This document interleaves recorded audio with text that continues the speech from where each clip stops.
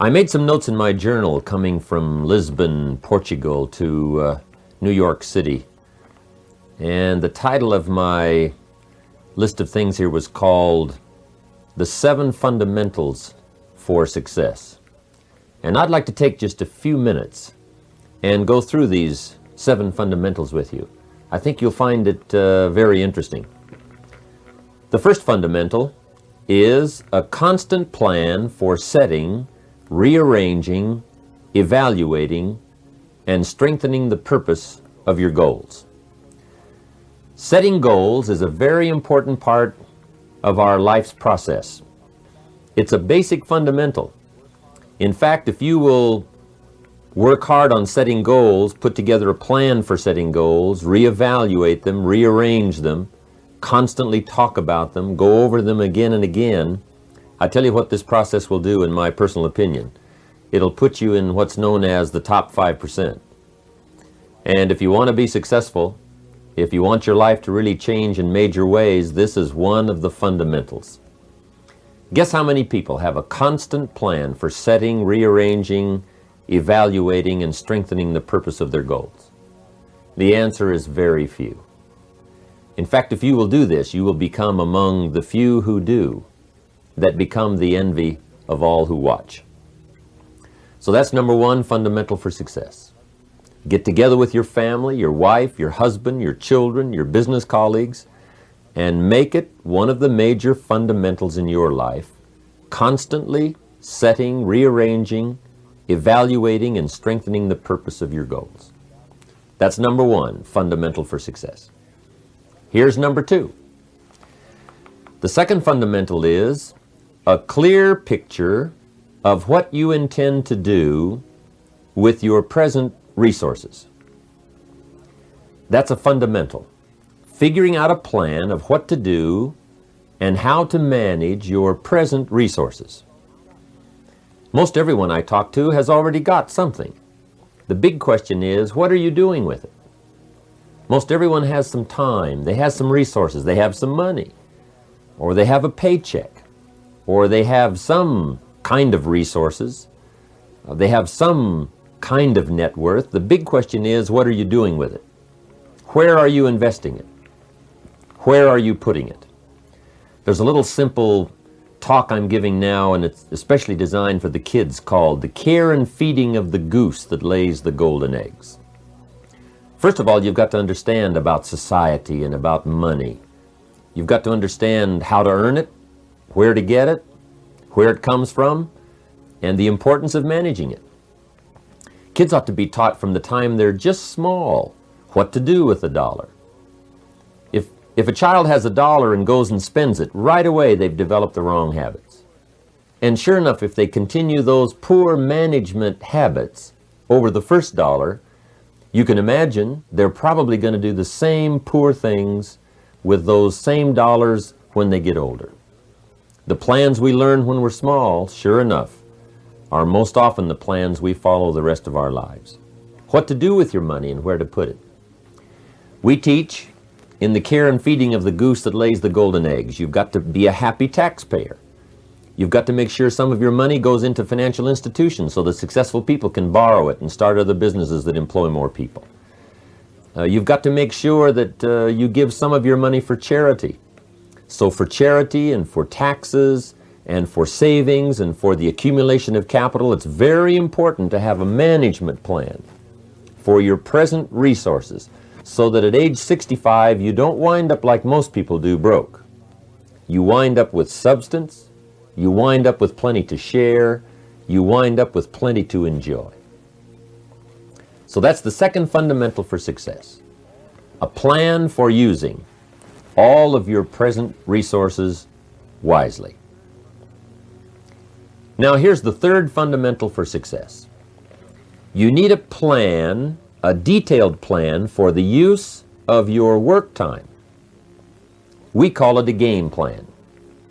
Most people try to design tomorrow and next week and next month in their head. They try to just decide what they're going to do. And most people don't even think that far ahead. They think, I have to get up in the morning and go to work, and that's about the extent of it. but a game plan for financial independence, a game plan for your work time, a game plan for your personal time. The family needs a game plan so that you won't miss some of the important things that are helpful to your life and to your success. The kids need a game plan. Mom needs a game plan. Dad needs a game plan. You need a business game plan. You need a game plan for your office. If you're in business, a game plan for your business. A detailed plan for the use of your work time. In the leadership seminar, we talk about how to put together this detailed plan for the day and for the week and for the month. How to stretch out a plan for 6 months and for a year. In doing business around the world, we found that you have to detail the plans in great detail. Otherwise, sure enough, you're going to miss something. So that's the third fundamental for success. And I can promise you that a detailed plan for the use of your work time will put you in the top 5%, because most people don't have one. Now here's the fourth fundamental for success. Number 4 is a consistent plan for the gathering of knowledge.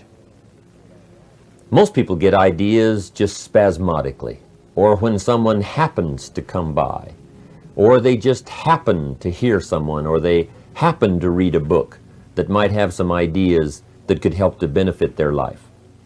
What I'm saying is we all need a consistent plan for the gathering of knowledge, a consistent plan for going to the library, a consistent plan for attending the lectures, attending the seminars. When you listen to a sermon, make sure you've got your journal to take notes. Wherever you go, gather knowledge, but gather it on purpose. Do it constantly, do it daily, and do it consistently. We need a consistent plan for reading books. Most people just read books haphazardly, spasmodically, or most people just don't read at all. Or they don't have a good plan for reading the right books. Sure enough, the man reads the comics instead of the classics. And he misses all the things that could really benefit his life because he doesn't have a plan. Here's a good thought to consider. Rarely does a good idea interrupt you. Good ideas must be pursued. You must go where they are. You must seek them out. And there's an important Bible phrase that says, if you seek, if you search, you will find. Sure enough, a consistent plan for gathering knowledge, reading the books, attending the lectures, putting together ideas and having a place to capture them like a journal where you can repeat them and go over them. That's a fundamental that if you'll follow it, will put you in the top 5%. Guess how many people have a consistent plan for the gathering of knowledge? Answer, very few. And what you want to be is one of the very few. Now here's the fifth fundamental for being successful. Number 5 is an association of people of common interest in progress, success, ideas, and philosophy. If you have a constant association of people who can better your life and better your lifestyle, you can't believe the progress that you can make. Mr. Schoaf shared with me when I first met him when I was 25 years old. He said, Jim, to do better, you've got to get around the right people. I have a good phrase for you. Never mistake the power of influence. The man says, well, I live here, but it doesn't really bother me. See, that's not true. He says, I'm around these people, but they really don't bother me. See, that's not true. Whoever you're around, whoever you're with, is exerting some kind of influence on your life. And what you must do, and this would be the good year to do it, the first year you've heard about it, is make plans to get around the right people. People who talk positive ideas. People who talk philosophy, the refinement of philosophy. See, just the latest joke won't help.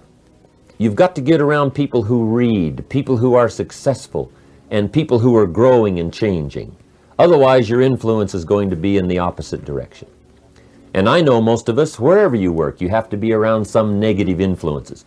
But what you must do is counterbalance that by an association of the right people getting around the right people who can help to change your life for the better. So that's one of the 7 fundamentals, associating with the right people on a constant, consistent basis. So work on that one. And it's one of the 7 fundamentals. If you will work on an association of the right people who can help you to grow financially, personally, spiritually, socially, sure enough, it'll put you in the top 5%. Guess how many people have an association of people of common interest in progress, success, ideas, and philosophy? Answer, very few. But be one of the few. That's number 5. Here's number 6. The 6th fundamental for success is a plan for the development of all your personal skills. One of the great things to learn in life is that you can learn a great deal. There's hardly anything you can't learn. If you wished, you could learn several languages. There's so many skills that you can develop that you want to make sure that you've got a timetable and a plan for developing all those skills. Don't settle for less than you can be. See, at the end of your life, you don't want to wake up and discover that you've only lived 1/10 of it. And the person you could have become, you let that slide. The skill you could have developed, you just didn't take the time. There's a great deal of discipline required in developing all of your personal skills, but I can tell you that it's well worth the discipline. Make sure you go to the classes. Make sure you do all that you possibly can to develop every skill you can, from the skill of leadership, the skill of diplomacy, the skill of language, the skill of business. Whatever you can learn, make sure you take the time to learn it. Now here's the 7th and last fundamental for success. And this is a very important one. Mr. Shove taught me this one when I first met him at age 25. He called it lifestyle. Learning how to live. The 7th fundamental is a constant plan for figuring ways to live uniquely and to enjoy your present substance. Lifestyle is the challenge of learning how to live well. See, if you earned well and didn't live well, see, that would be pitiful. If a man made a great deal of money, but his personality didn't change and his lifestyle didn't change, his uniqueness didn't change, see, that would be pitiful. It's pitiful to find a man in a $500,000 home and sure enough, he's a $5,000 man. Learning the skills of lifestyle, what to do with your money so that you get joy from it. Shof taught me the simplest little things, like tip. He taught me what the word tip meant. I didn't know. I'm from a little farm community. What did I know about tip? He said tip, the word T-I-P, tip, comes from a little phrase called to ensure promptness. And the more I thought about that, then I understood what he meant. If a tip is to ensure promptness, when should you give it? Answer, up front. You don't wait to see whether or not you've gotten good service to decide to tip. You ensure good service. Mr. Shove said to me, sophisticated people make sure they get good service. It's just one of the little things to learn called lifestyle. How to enjoy your family, how to enjoy your money, how to enjoy your time and your substance, how to enjoy your own thoughts, figuring ways to anticipate your family's needs, to do it with joy instead of animosity, to get great delight in the substance you now have. Most people say, if I had more money, I'd be happier. But happiness is something you have to work on besides money, because the money won't make you happy. Those are the 7 fundamentals for success. Goals, a plan for goals, a clear picture of how to use your resources, a plan for your work time, a plan for gathering knowledge, association with the right people, a plan for developing your skills, and lifestyle. If you'll follow those 7 fundamentals, I can promise you, life will work well for you.